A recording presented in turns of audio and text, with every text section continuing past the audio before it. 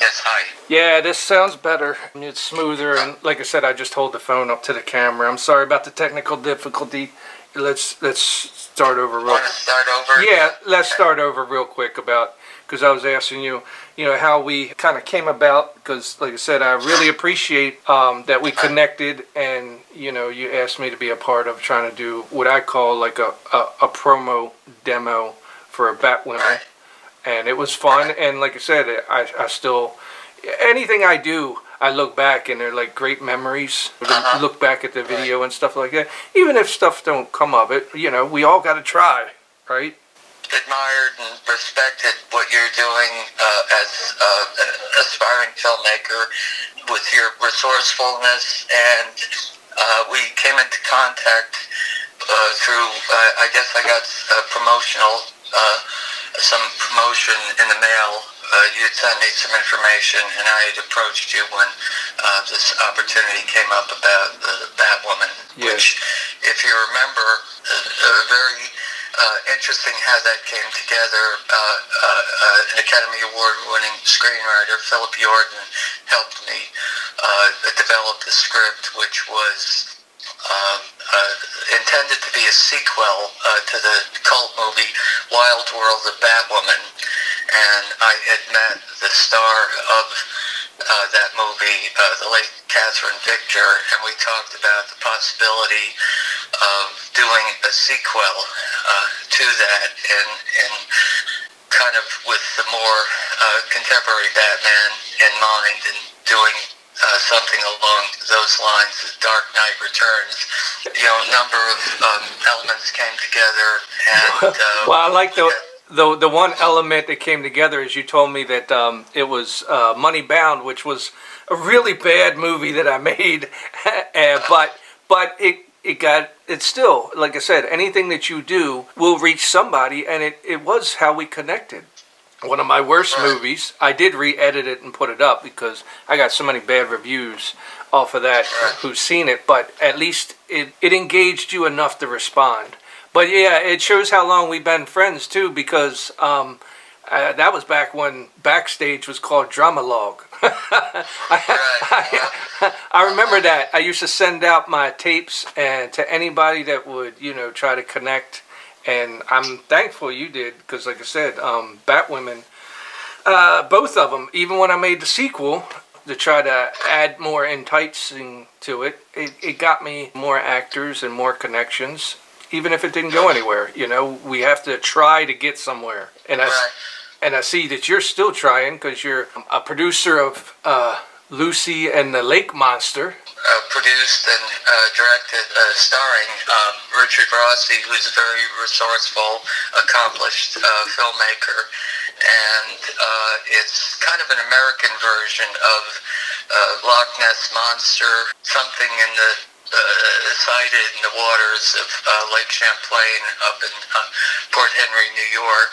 Richard developed it into a film as kind of a spiritual analogy, and it centers around a little girl who has an interest in the monster and doing her own research and gets harassment, and so it has to do with people's perception of reality and spirituality, and it'll be premiering in Plattsburgh, New York on September 8th of this year, so we're moving ahead with it. Still needs a few more tweaks, but should be pretty much ready to go by that time.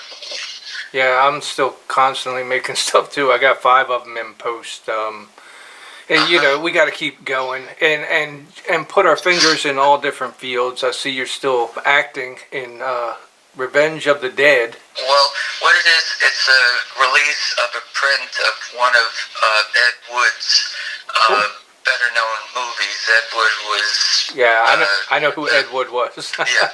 I love the Johnny Depp movie. Right, it was the basis of that movie, but he was one of the first independent filmmakers, and he didn't have a lot of much or any training, but he had the drive and resourcefulness, and that's the important thing. I was going to say before, this is an old saying. When all is said and done, more is said than done.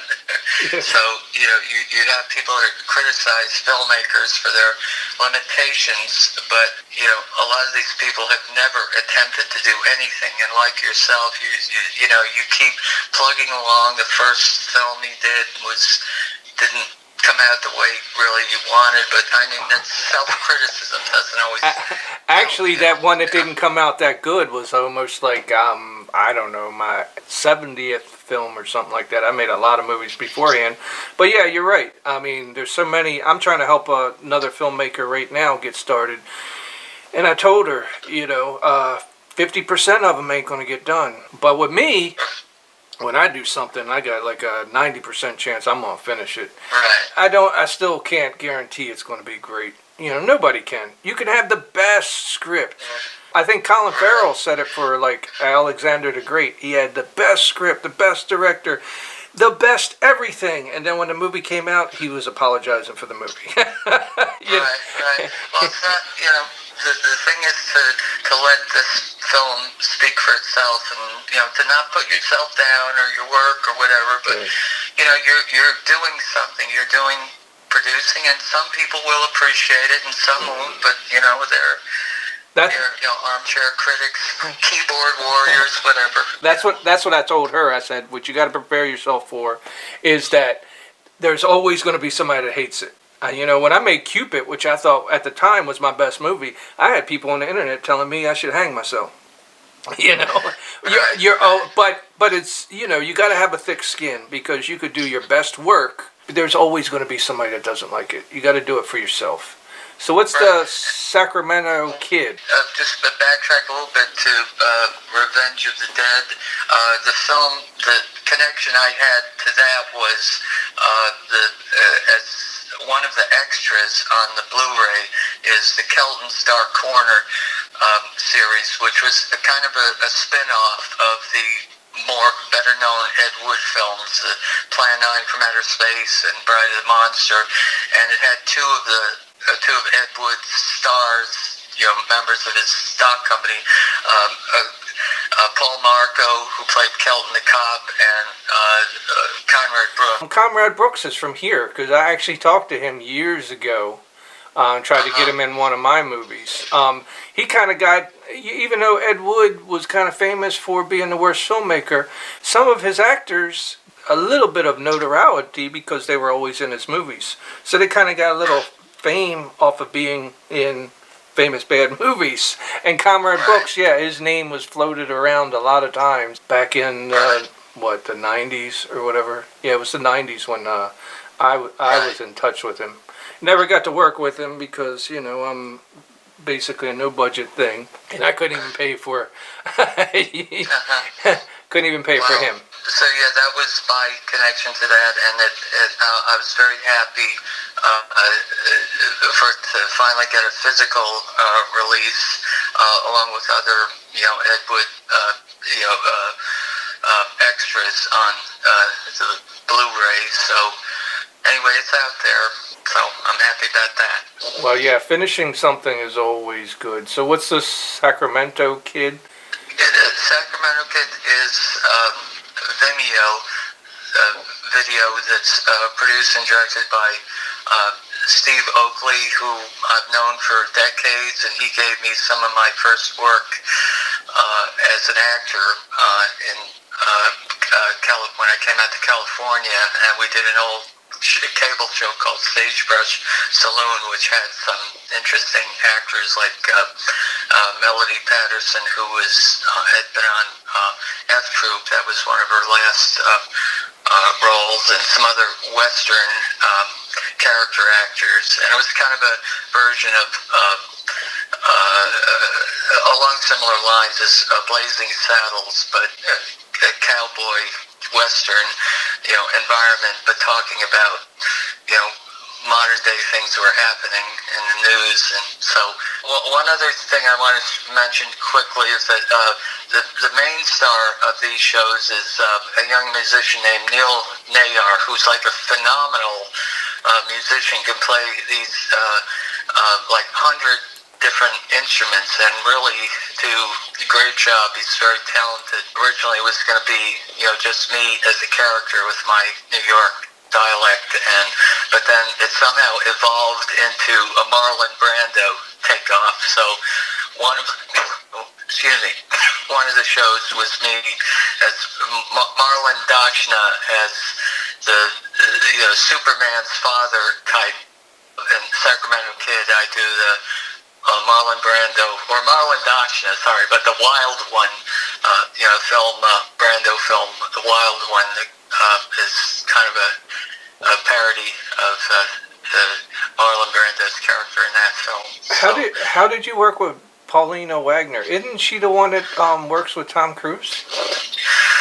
Pauline Wagner, actress and stand-in 1920s and 30s, and she was the stand-in for Fay Wray in the movie, the original King Kong was one of my favorite movies, so I looked into it and I approached her and her manager about doing an interview for Film Facts, which is a magazine I wrote for.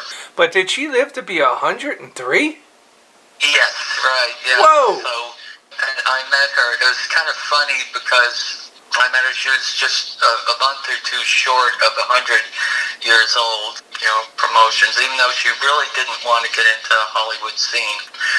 But she had a fascinating life. Some people would have killed to have been in the position she was in, but she just wasn't really interested in it. She just became involved because it was the Depression, and she kind of stumbled into a way of making money, and so it's an interesting story, and we're working on completing her memoir, which she shared with her manager and me, and we're putting it together. It's been kind of a long-term project. But In my defense, the one for Tom Cruise is Paula Wagner. The exact same name, just instead of Pauline, it's Paula. But yeah, there's no relations. But I knew that the name sounded familiar because that's his producing partner. And, Right. they made some of the biggest movies in Hollywood. So I was like, Al, why are you talking to me if you're connected like that? Right. Yeah, Right. And if you're connected like that, why aren't you inviting me over? Right. Well, you never know. She might be listening now and say, I got to meet this Jimmy Traynor. Wow. He's just doing such a great job, resourceful, and plugging along. So you never know what'll happen. So is that's all the projects you got going on right now? I'm also finishing up the memoir of Conrad Brooks, who was one of Ed Wood's people, was involved as most best known films, and He lived pretty old too, didn't he? Right, yeah, he was close to 90, just short of 90 years old when he died. Didn't he have a brother? He had a brother that was also a part of the movies, right? Yes, he had two brothers that had worked with him. One of them had been in some of John Waters' films in Maryland, and after he had, the three brothers went out to California in the late 40s, including Conrad and his other two siblings, but Conrad stayed, and then the other two went back to Maryland, but one of them became involved with John Waters, was in Female Trouble, I think, with his John Waters film, so. That's somebody I never ran into either, but like I said, I'm more of filming in the basement in the backyard rather than John Waters. But a lot of my actors did go and be a part of his movies when he was making them back in the day. Yeah, I just I appreciate doing the call. Like I said, I'm still working out the kinks of these here. I will put it up, and you'll be the only one to see it. If you like it, then it goes live. If you don't, hey, we try again.